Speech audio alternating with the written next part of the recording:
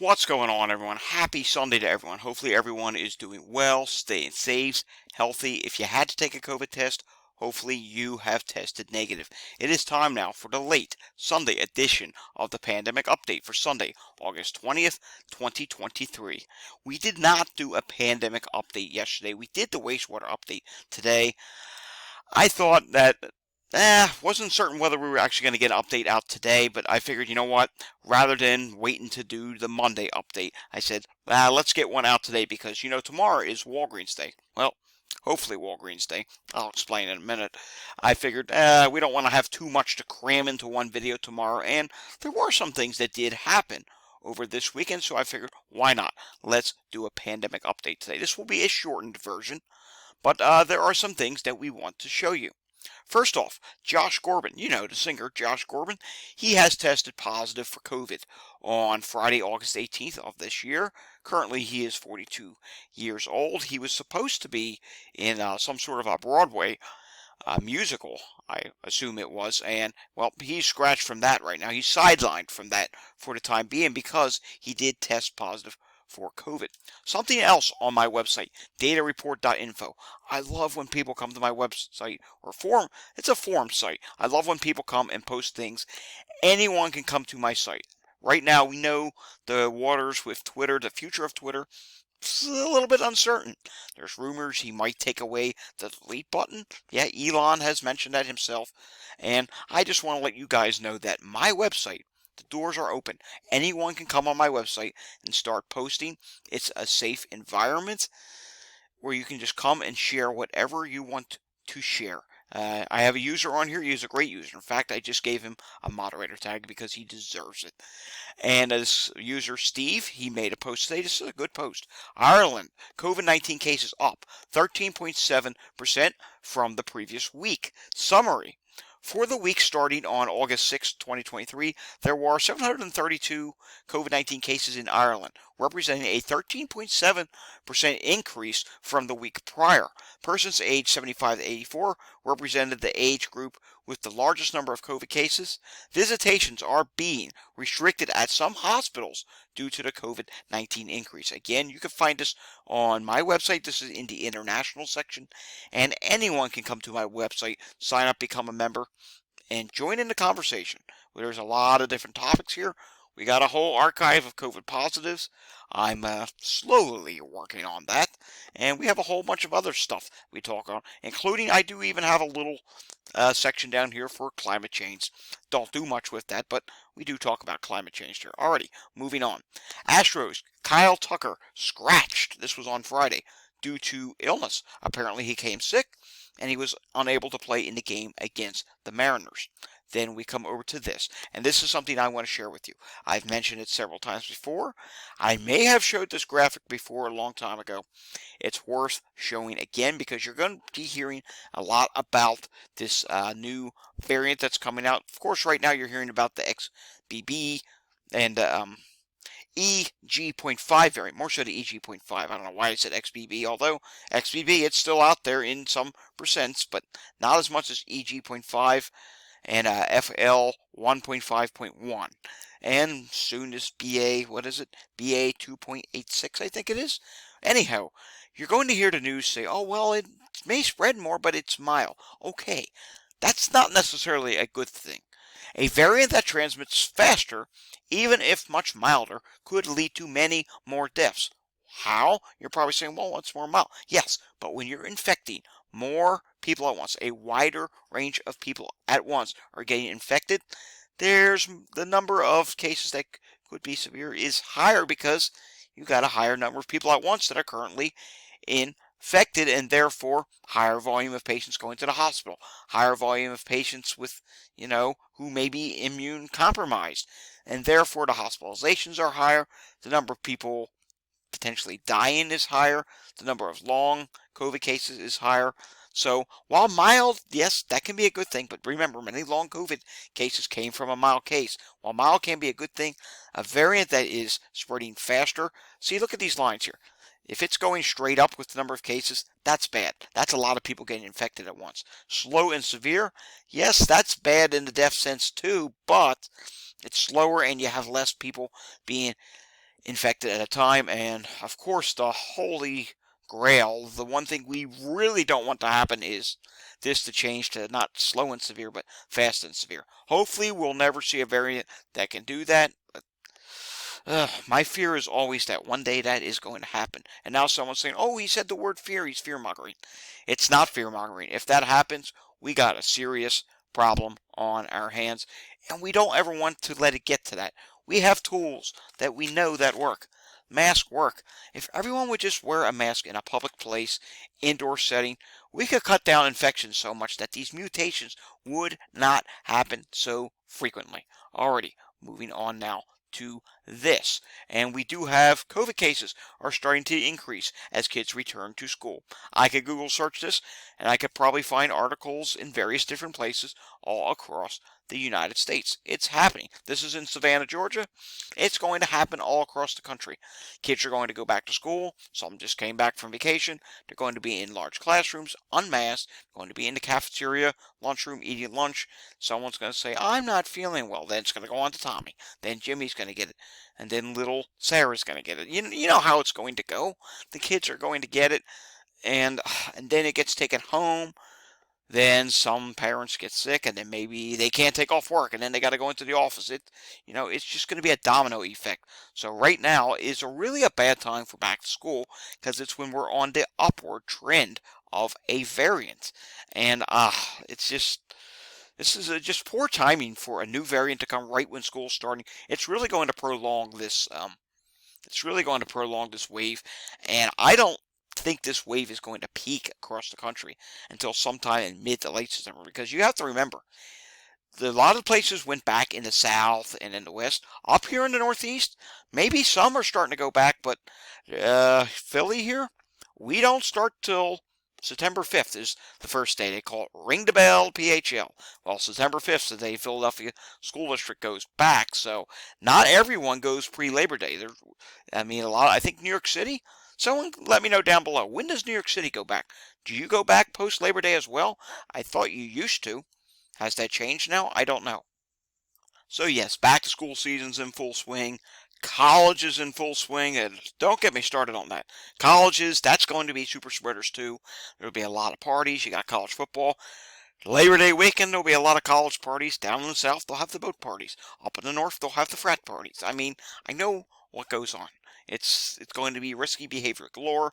There's a lot of reasons for this wave to go on. Right now, we're in the EG.5 FL1.51 wave, and eventually this BA 2.86. Am I saying that correctly?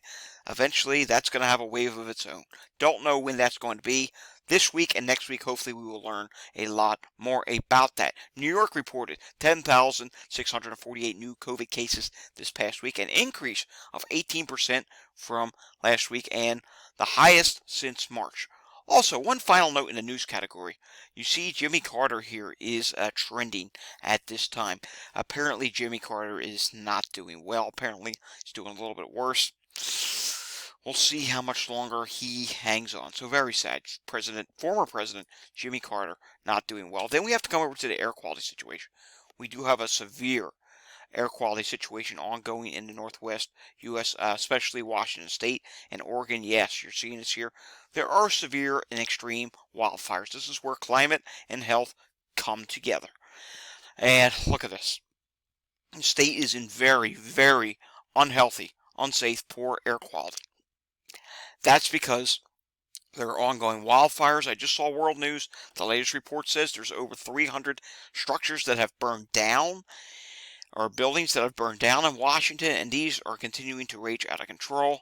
This is ridiculous. When is someone going to admit that this is not normal, that climate change is real, and actually step up to the plate and do something? I saw Jay Inslee, who is the governor of Washington, say, you know what, we can have all the fire trucks in the world. It's not going to put a stop to climate change and what's happening. He's right. He's right. This is ridiculous. This is affecting people's health. And let's continue on here. We do have some unhealthy air qualities in the Great Lakes as well. We got lucky in the Northeast. The wildfire smoke was not as big of an issue. You're seeing here, it's showing slightly worse air qualities, but I'll be fully honest with you, it's not all that bad outside here in the mid-Atlantic right now. The sky, this is actually the bluest sky I have seen uh, throughout the summer. So that is some good news. All right, taking a look here at this is my climate channel down below. If you want to see more about climate, I got a channel dedicated to that. I talked about Tropical Storm Hillary earlier on. Did not get to do a full climate update. We'll get to do one tomorrow, hopefully. All right, let's take a look at Hubbub World real quickly. We do want to take a look at just a couple states. And a few of those states that we want to look at are in the Northeast, and we do want to take a look at one out on the West Coast as well. First, we want to take a look at New York State. That is somewhere that we're concerned about this week.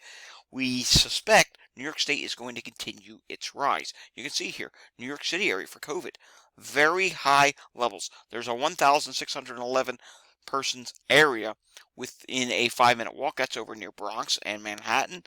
And we suspect this is going to continue throughout the week for COVID. Influenza-like illness, by the way, yeah, that's relatively high as well. And we also want to take a look at New Jersey. We expect New Jersey to continue to be bad this week. You can see for COVID, it's pretty bad in New Jersey right now. I mean, northern New Jersey is worse, but even like Camden and Burlington counties, it's starting to increase there. And then we come out here to the West Coast. We want to take a look at California. California's positivity for COVID, it has been rising at this time, which is not good to see. And you can see Los Angeles, San Diego, up in the Bay Area is relatively concerning. Now let's take a look at Washington, D.C. You can see Washington, D.C., pretty high prevalence of COVID at this time. And we saw wastewater today on the wastewater update. Wastewater in D.C. is on the rise. I expect when Congress and Senate go back into session, I think they're on a recess now.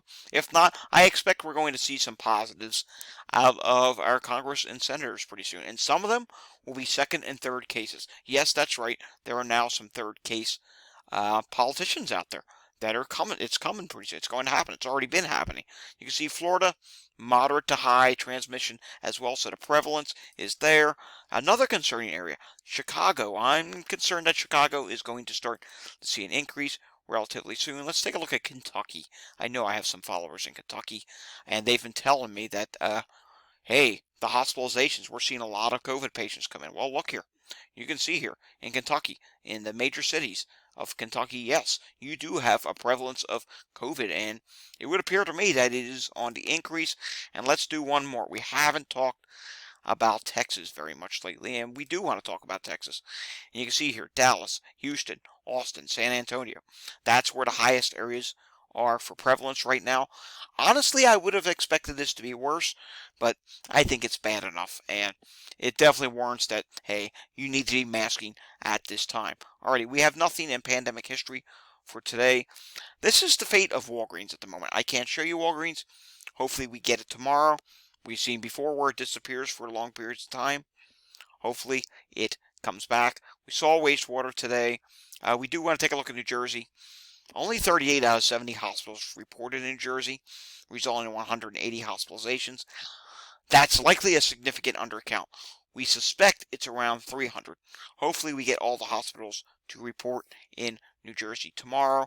Taking a look at Philadelphia, there were 805 EMS incidents on Friday, and the Saturday total is 730. And what the heck? Let's do a live looking at Montgomery County. And wow, you know what? For a Sunday evening, this is pretty busy. There's 12 incidents right now. That's pretty busy for this time on a Sunday evening. Taking a look at Chester County, respiratory difficulty, sick person. So yes, there is some stuff going on there. That's not good. And we want to take a look at New York State. We suspect New York State cases will continue to rise this week. The most recent update was 1,266 cases, 14.4% positivity. Don't be surprised if that hits 15% at some point this week. 13.6% is the 7-day average. Then we come over to this, and yes, I suspect New York State hospitalizations. They'll update tomorrow to finish out last week, but Tuesday will start the new week. I suspect it will be higher than any point of the previous week, and I do expect that this week New York State will go over that 1,000 mark for people in the hospital. ICUs, we'll have to see. Will it go over 100? It very well could, so we'll just have to watch what happens there. We'll be watching the other states. We'll be watching California. We'll be watching Colorado, Texas, Ohio. I saw a news story yesterday that said, oh, Ohio cases in Columbus area, Franklin County, I believe that is, Columbus area, are on the rise at this time, so we'll continue to track it. Alrighty, folks, that does it for the weekend edition, or Sunday night edition of the Pandemic Update. We'll have the regular Monday's edition of the Pandemic Update tomorrow. If you like this video, give it a thumbs up.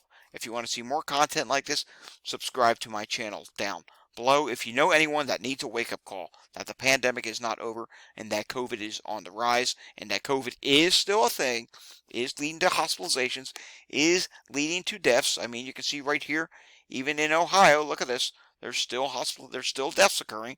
There were 8 reported in the last week in Ohio. By all means, share this with them. We need more people to see these videos.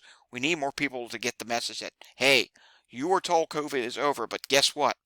I can prove to you it's not over, and it's still a thing, and it's still wreaking havoc all around the world. Alrighty, guys, thanks for watching this video. I'll see you all again next time. But until I see you again next time, stay safe, everyone. Have a great night.